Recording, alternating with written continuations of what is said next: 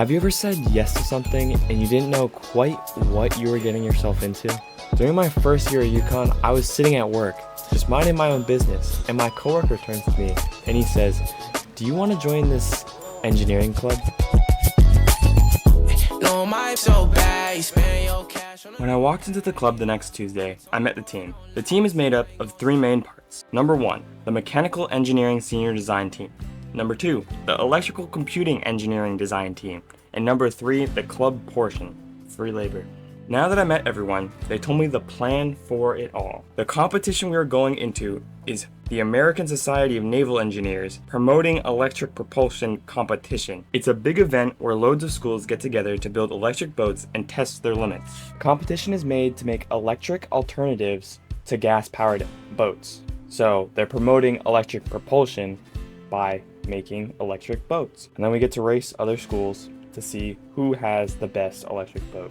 So, now that you met the team and you know the competition, this is our boat and how it works. The base of the boat is made out of a junior class hydroplane. This has a big old Wasserkühlet-Albenlafer as the motor, and a nice matching ESC from the same area. So, this is how Seadog I works. All the electronics and basically what the electronic computer engineering design team did.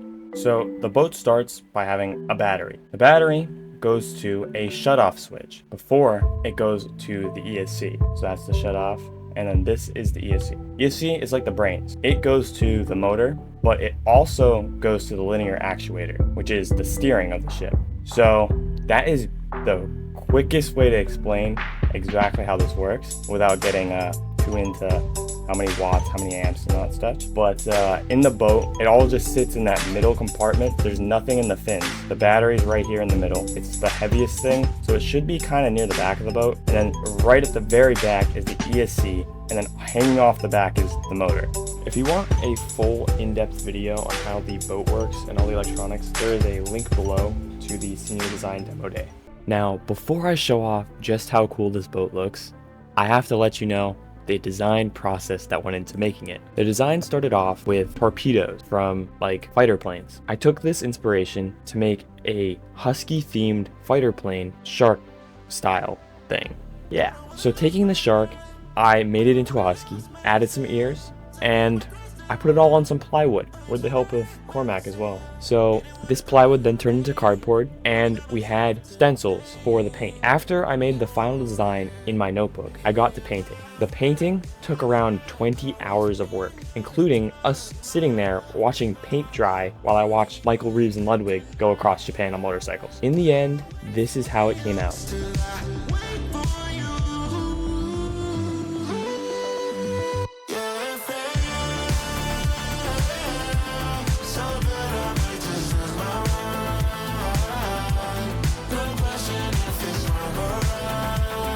Not to get too full of myself, but this design I cooked up. This looked so good. I couldn't stop taking pictures of it. Once the paint job was finished, the entire boat got epoxy sealed and ready for the water. All the electronics went in, and our first test day was literally the next day. The next day, they brought out Seadog, and it was doing great. Everything was running smooth, and they ended the day on a win with some new numbers and a lot of excitement for what was about to come. Tragedy struck the next day. During testing on the second day, we shorted the original ESC for Seadog. This started a scramble to get a new ESC, which in only 3 days, we had to go travel all the way to Virginia Beach. It wasn't until only the night before we left to Virginia that we got the boat back together. Once we got it loaded up on the trailer though, it looked like we were some serious business. We had the full-on UConn Formula SAE trailer for our boat. We looked legit as like Max Verstappen on Redbull. But now it was time to go 500 miles and see how good we were in a real race. I fly like paper, get high like planes. If you catch me at the border, I got visas in my name. If you come around here, I'll make them all day. I get one down in a second if you wait. I fly like paper, get high like planes. No, you had it though. Before we get into the first day of qualifiers and the story continues, please subscribe because I'm at less than 1,000 subscribers and I need to get a bigger number because I'm a better person. So please subscribe. Thank you. Now comes the time we've all been waiting for. It is qualifiers. Day 1 of racing. So it was qualifiers. To qualify for this race, all you had to do was put your boat into the beach water, drive out 100 meters, go around a buoy, and drive it back 100 meters. Simple, right? The morning tide was not on our side. These waves were coming in rapid, wind was wild, and everything wasn't gonna be that easy. Now, when we put our boat in, we were off to a great start. On land, the motor was spinning up to 20,000 RPMs, maybe less than that, and it sounded wicked. Other competitors looking at us like, oh my goodness, they might just be crazy here. We go in the water, kaput. Our boat is now really hard to steer, not going straight, and it's gonna go in circles for days. So our hearts were on overdrive.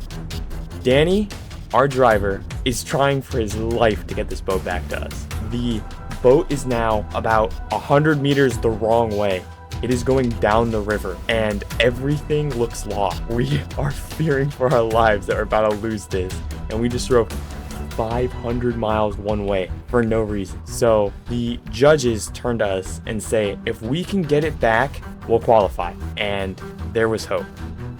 So the boat was going about 5 meters, 5 feet really, and it would cut out for a second. And then 5 meters again, 5 feet, and it would cut out. Something was wrong, and by a miracle, we get this thing back to shore. And we qualify for the day. We are all brainstorming on that beach. What is going on? And we start stress testing Seadog 1. On land, it seems completely fine. But when you put it under load, submerging it in water, it would go from 78 degrees to 138 in a 5-second burst. And that's what was happening. The ESC that we had was overheating instantly. Another problem we found was that when you turned the linear actuator, you couldn't actually see how much or if you were even turned at all. So we had 2 big problems on our hands and only like 18 hours to fix it. At the convention, we're all sitting at a round table. There's like 11 of us there, and we're all brainstorming. We can't do air cooling because we don't have enough ducts or fans to pull in enough air to cool this thing. We can't do water cooling because we'll short the ESC again, just like on test day. We can't machine anything. We don't have the right tools to do anything big. We need something quick and simple enough that we can do in the next 12 hours. We find dry ice. I think Danny brought this up. Dry ice is CO2 in solid form. And it's really cold. It's, I think, negative 190 degrees. No, it's negative 109 degrees Celsius. Solid. And when it melts, it doesn't melt into a liquid. It melts directly into a gas, carbon dioxide. So we had our savior. But the question was, how are we going to get dry ice in 12 hours? I start calling up companies. And eventually, I find one that's like around an hour away. And it opens at 9 a.m. Thing is, our race is race number 3 at 10:15 a.m. So we have to rush to get to this place when it opens, get the dry ice, and then run back as fast as possible. That was the plan. We just cut holes for ventilation to let the gas out. We stuff it full of dry ice and we pray. The next day comes around. We get pancakes first of all. These pancakes from Pocahontas, I still think about them every day now. They were 1 in a million. They were amazing. Oh my goodness. Oreo pancakes, please give me those. Send them, ship them to me. Oh my goodness. And we set off into the world after that. We drive about an hour to CO3 gases, I think. It was something like that. And we talked to this guy that owns it. Not owns it. He's like manager or working there. And he's like, yo, both of my kids go to UConn. And they're actually graduating this year.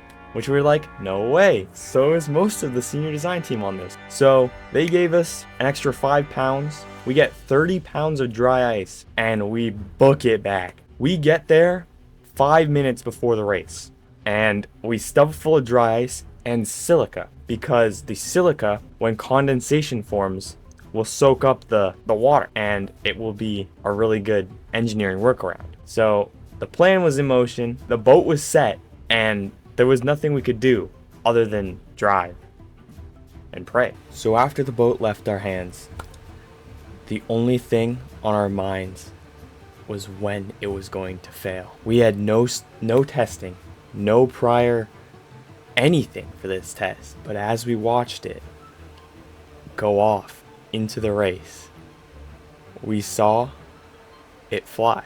Okay, because with the turning, I don't think we'd be able to control the power, right? So we got Tom, we got Noah, You're... we got Josh, Alden, we got James. Yes, sir. He sounds feeling Yes, good. sir. We got Ian. It's getting worse. Oh my. Oh, it is. It's going hard. Let's get it though. Seadog was flying through the waters. After 15 minutes, we finished our first mile, and the hopes were high. The amount of energy we had in the room was astronomical. Seadog, which a day prior did not do 5 meters without overheating, eventually ended the race in 30 minutes, going 2 miles with our 60-pound payload. We were literally over the moon. Now, I know what you might be thinking. This is really underwhelming. You spent over $5,000 making this boat, and it only went 2 miles in 30 minutes. Now, the problem really comes down to the ESC that we blew up. The ESC that we blew up was the correct one that was actually able to drive the battery, the linear actuator, together as one. When we lost that, we basically lost all hopes of our top 5, which was the unfortunate truth of it all. And you might also be wondering, how did we get it to steer? That was the other problem that we had. So on the back, on the motor mounting bracket, we have a piece of cardboard with one side blue tape and the other side black tape. And when you saw the blue tape, you knew you were looking at the port side. And when you saw the black tape, you knew it was starboard. So that was the simplest fix, the aftermath. After it all ended, we got 15th place overall, which there were only 32 teams at the beginning, so about halfway. Considering everything, that was a win in our book, a complete win. And then came Senior Design Day, Demo Day, where all the senior design teams got to show off our boat, both for the electrical computing engineering design team and the senior design mechanical engineering team. And after all that, for our electrical and computer design team, got first place. Another thing that happened was they wrote an article seen in UConn today, which I will link below. And that about brings it to the end. So thank you to the UConn College of Engineering for giving us the trailer, and it wouldn't be possible without that.